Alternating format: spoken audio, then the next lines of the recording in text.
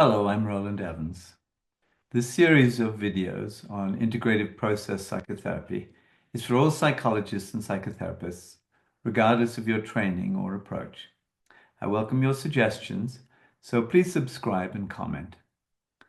In this first video, I outline the influences and ideas that form the foundation of integrative process psychotherapy and describe my own journey as a psychologist.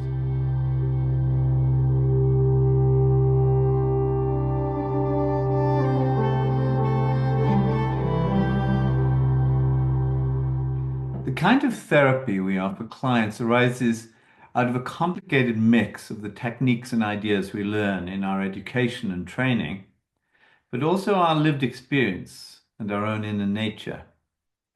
To understand the roots of integrated process psychotherapy, IPP, that's what I call it, I thought it'd be helpful to take a journey with me through my own learning process. I'm extremely curious about human beings and the nature of our experience. I ask myself and my clients not only what and how I am thinking and feeling, but also why. I'm convinced there's absolutely no randomness or coincidences in human behavior and human experience. When we don't understand ourselves or others, it's due to a lack of knowledge and the fundamental limitation of our minds. In these videos, I'll propose various concepts and models to further our work as therapists. I can't pretend to universal truths or overarching theories. These ideas are useful or not, depending on whether they help you expand your understanding and practice as a therapist. Like many of us, I was brought up in a chaotic, dysfunctional family. I couldn't understand what was going on or why family members did what they did. And that confusion and the wish for greater understanding was a prime motivator for me to become a psychologist. My adolescence was characterized by isolation and depression and a deep sense of being trapped. I detail these experiences in my memoir, Surface and Depths, which includes reflections as a psychologist on all that I experienced. You can find it on Amazon. By the age of 18, I was searching for meaning and purpose in life. I immersed myself in reading about religion and spiritual practices, and I joined a spiritual group called Subud. I continue these activities to this day. At age 22, I had an inner vision, which prefigured my choice of psychology as a profession.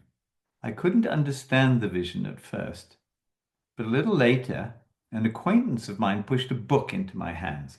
She said she hadn't read the book, but she knew intuitively it was meant for me. The book was Memories, Dreams, Reflections by Carl Gustav Jung. Reading Jung was a turning point. I knew psychotherapy was to be my chosen career and a life path. Because I'd left school at the age of 15, the educational journey was long and tedious. I had to return to school and get the necessary qualifications. I studied psychology at Edinburgh University, and it was disappointing. My ideas were completely out of sync with the prevailing reductionist theories of psychology. My own experience was not simple, so simplistic behavioral explanations made no sense to me. Luckily, I took a scholarship year at the University of Pennsylvania in the USA, and it was there that I encountered ideas that resonated with who I am. In one course, studying the nature of consciousness, I read the works of William James, the great 19th century American psychologist and philosopher. He coined the term stream of consciousness and wrote extensively on the importance of intention and attention as the forces that determine our experience and our whole worldview. Around that same time, I came across Gregory Bateson and his book Steps to an Ecology of Mind. Struggling to grasp what he was trying to say, I finally understood that mental processes can never be captured within a mechanistic model. We are immersed in a complex ecology of experiences, ideas, and cultural influences, what Bateson calls an ecology of mind. Mind and intelligence exist in the relationships between every entity, not just human beings. It's not all in our heads. Towards the end of my time at university, I joined a dream group led by Winifred Rushforth. She was in her late 90s at the time and had been a psychoanalyst and therapist for over 50 years. From her, I gained a profound respect for the wisdom of dreams and the power of unconscious processes. In the group, she was always present, totally accepting, and radiated a deep spirituality. To this day, she is my model of a fully integrated psychotherapist.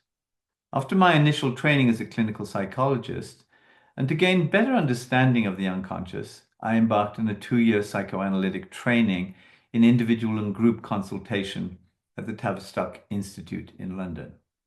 Sadly, what I learned was the extreme limitations of a rigid psychoanalytic approach. It was not for me.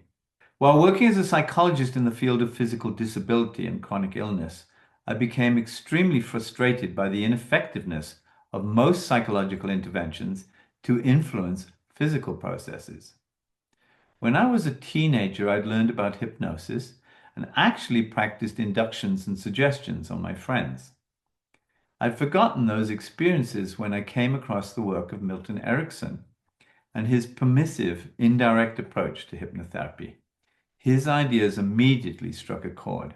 Erickson's view of the unconscious is far more positive and expansive than psychoanalysis.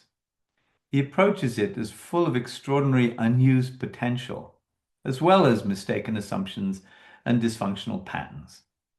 We have a lifetime of unconscious learning, and we can draw on that knowledge in particular states of consciousness with the right kind of guidance.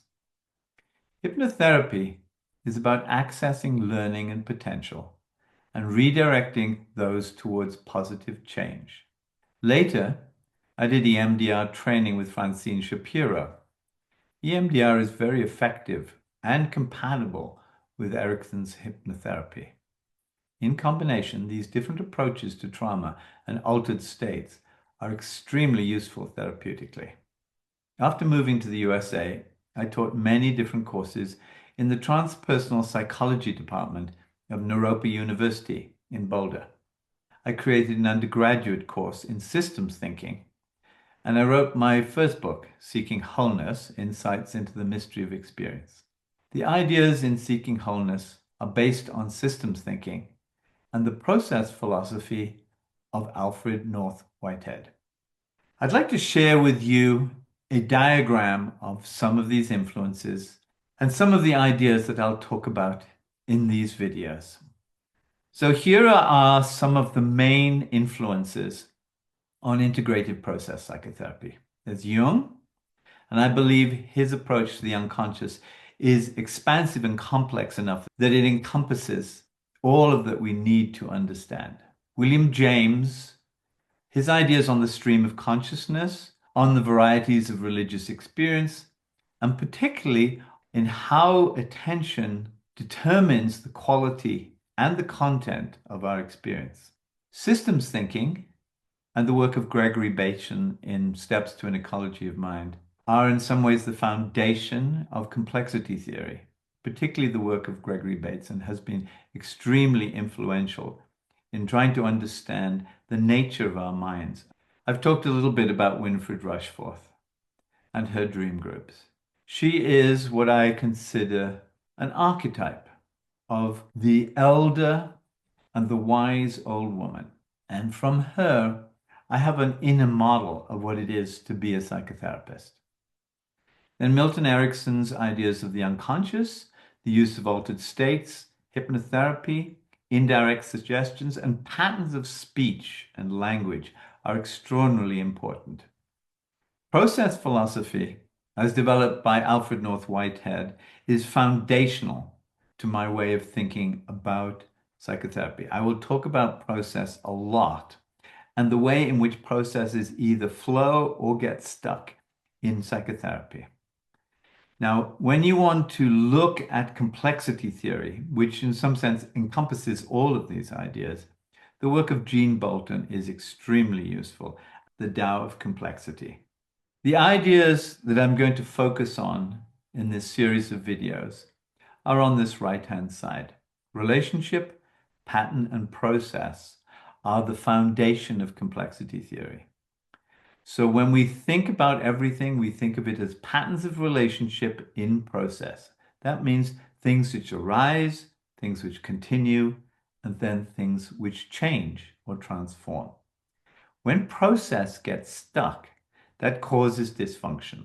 So I'll focus on stuckness a lot and also disconnection, the way in which relationships internally and with the external world and with human beings gets disconnected. Using the idea of complexes from Jung is probably the most well-developed sense of what happens in the unconscious that causes problems. Then from the ideas of William James, I will be focusing on intention and attention and how we can use those in psychotherapy. The reason I'm doing these videos is that as I age, I feel a need to pass on some of my ideas and experiences to newer generations of therapists. I'm concerned our profession has been colonized by so-called evidence-based therapy techniques. These approaches are philosophically naive and tend to obscure and mechanize the essence of human relationship and inner experience. Therapy is a vocation as much as a career. It's a calling to help alleviate psychological suffering, but it's much, much more. Through the therapeutic process, we invite our clients to evolve their own consciousness. In that sense, we're evolving human consciousness one person at a time. We have to be careful we are not simply adjusting our clients' attitudes and behavior to Western society's materialistic assumptions and requirements. We have to do more, and we have to be more.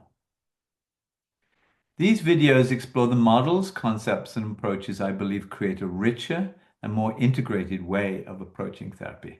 The basic ideas are laid out in the Tao of Complexity by Jean Bolton, with its emphasis on relationship pattern and process.